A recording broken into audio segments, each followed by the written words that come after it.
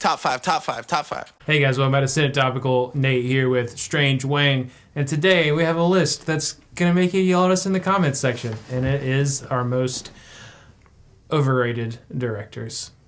If you don't know how we do our top fives, I'm just going to let you watch and figure it out. But I will tell you about the Zemeckis rule, which is just that if one of us has the same person on our list, but they have it 2 spots or higher, we will call Zemeckis, which just means we're going to wait to talk about it till we get to the person who has it higher on their list, so we don't talk about it twice. So my number 5 most overrated director is Zack Snyder. How the fuck did I forget about Zack Snyder? Oh, you forgot about Zack Snyder? That's an easy one. Yeah. So, how did I forget?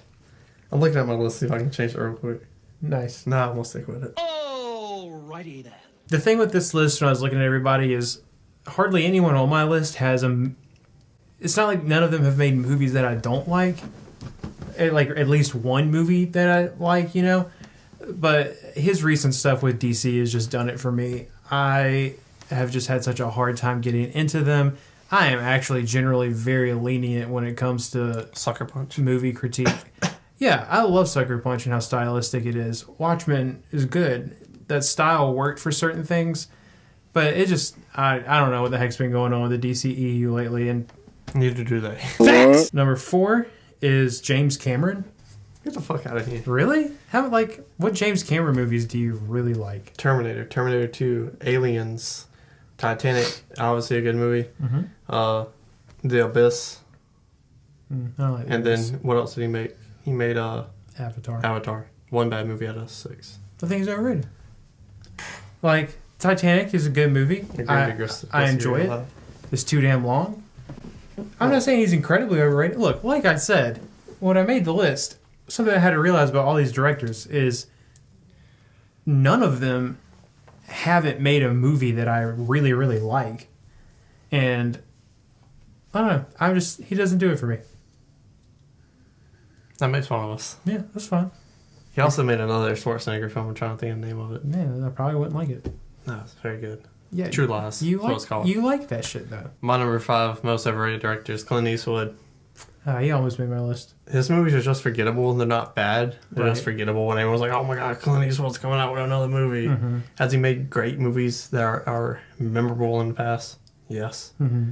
But it's like, I think he's getting worse with age. The Meal. That's a clear Mm-hmm. representation of that. And the Train movie. Clear representation of that. Oh yeah. Mm-hmm. So they're just forgettable to me. Number 4 on my list is David Lynch. Okay. Yeah. Like, style over substance, I think. Like, he just puts so much shit in his movies, and it's like, it's art. Understand it for yourself. And it's like, yeah. Mulholland Drive. What the fuck is the point of that movie? Mm-hmm. Eraserhead's technically one of the top 3 greatest films ever made. Mm-hmm. I couldn't tell you what the fuck that thing is about.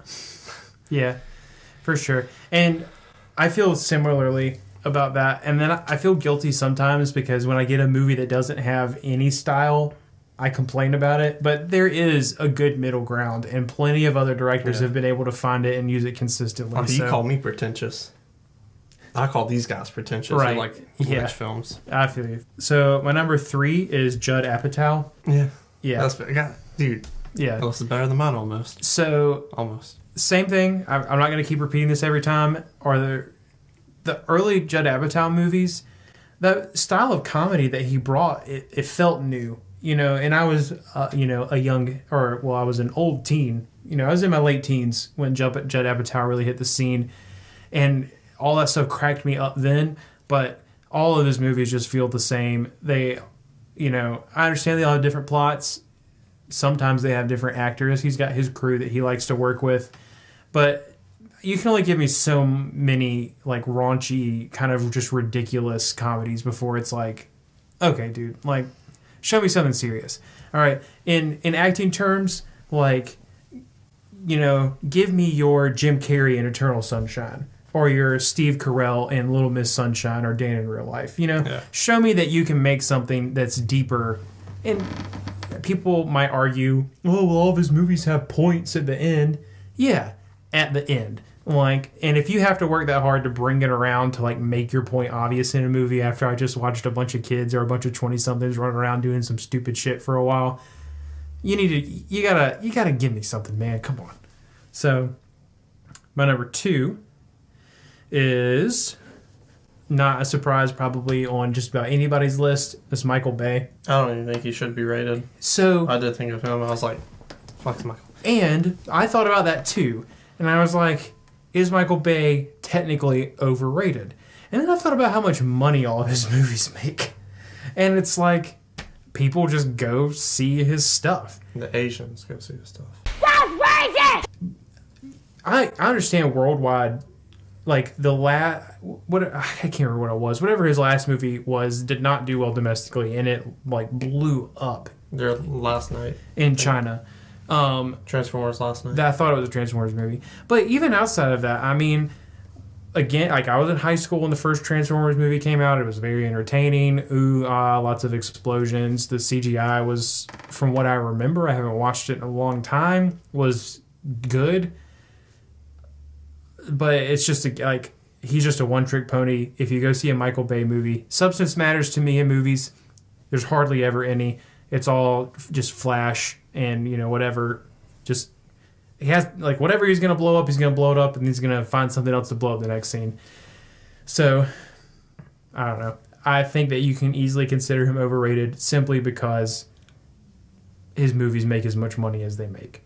Also, it doesn't matter if it's overseas or not. We're not talking about domestically overrated. We're talking about just overrated. So, Michael Bay, number 2. This may be a little controversial, and I know I'm in the minority, but my number 3 is George Lucas. Everyone in the world knows this guy's name. Mm-hmm. And I think You absolutely suck! my number 2 is Brian De Palma. In the 70s, you had that crew, those young, hot talents coming out.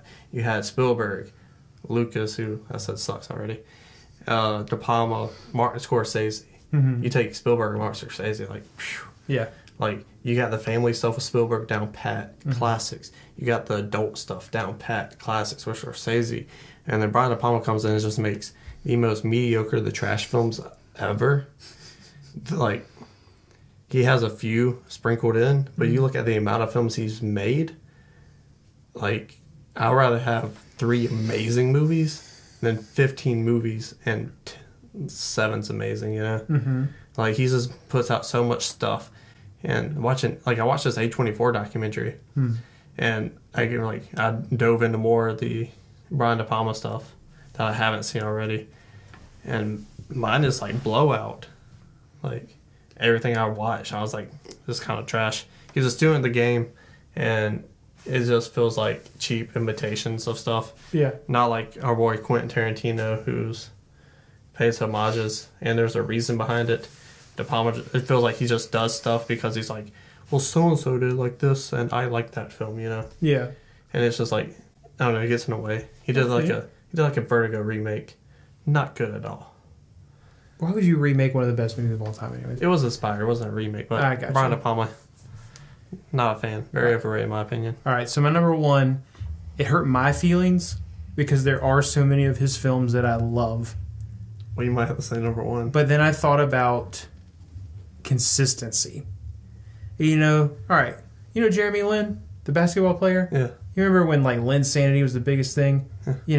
Just because you had your time, like, that doesn't mean that you're good enough. Are you about to say what I think about to say? I probably am. We've talked about it semi-recently. TV, when you Yep. talk about thought behavior. Mm-hmm. Yeah. So just because you had your time, like, doesn't get, like, you can't use that to carry you your whole career. You need to be consistent. So my number 1 is unfortunately Tim Burton. Me too. Yeah. You like him way more than I do. Right. I think some of those classics I don't love as much as you. Mm-hmm. Like, obviously, the Batmans, Beetlejuice, Big Yeah. Fish, Mm-hmm.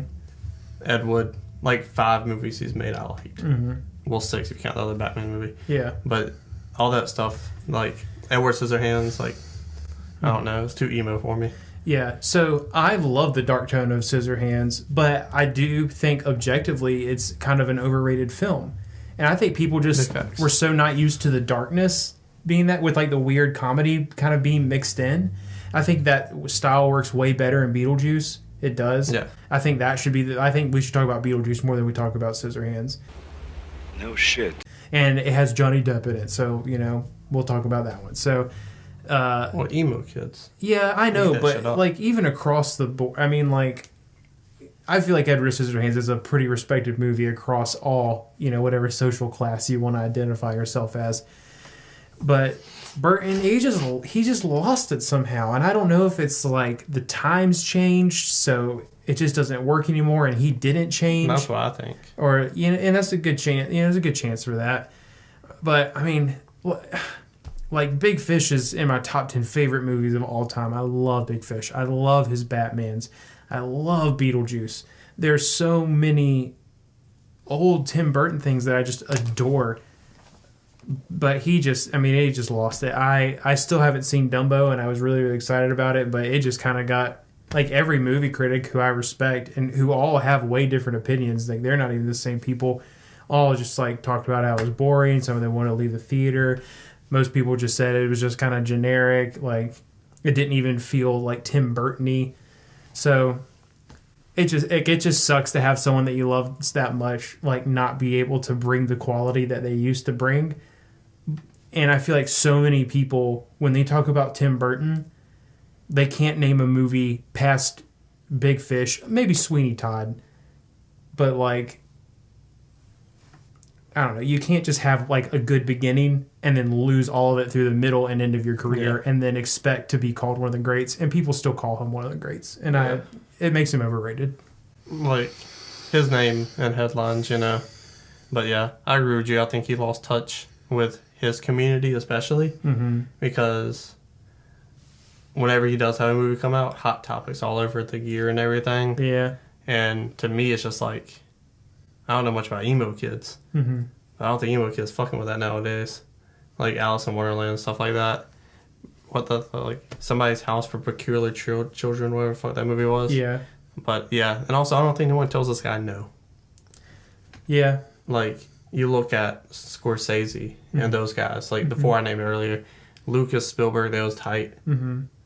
Hey, let me talk about your film. Let me, Yeah. They had other people on. Who the fuck does Tim Burton hang out with except Johnny Depp? And look at the decisions Johnny Depp's made in the last like 15 years. Like, well, he's married to her. She's like, do whatever you want as long as the money come in, right? Right. But yeah, those are. What, you want to say something? No, I was done. No. Those are our top 5 most overrated directors. Tell us what you think down in the comment section below. If you're an emo kid, apologies. Like, comment, and subscribe.